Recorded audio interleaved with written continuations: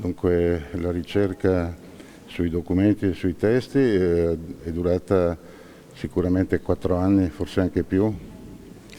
Cosa ho scoperto? Ho scoperto l'importanza della famiglia da Camino, l'importanza in relazione agli avvenimenti di quel periodo, di quei 200 anni di storia della Marca trevisana.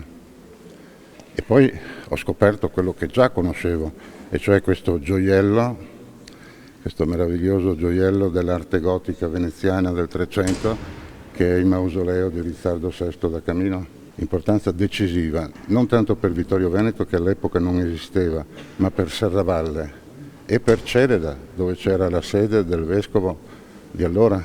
La diocesi di Ceneda aveva sede proprio qui a Ceneda, qui vicino.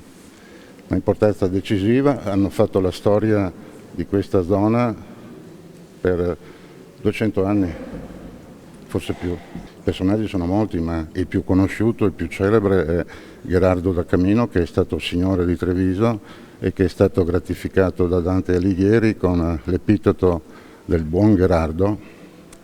Ha governato Treviso come un signore assoluto per 23 anni e, a detta di tutti, in maniera saggia, tollerante e sicuramente produttiva.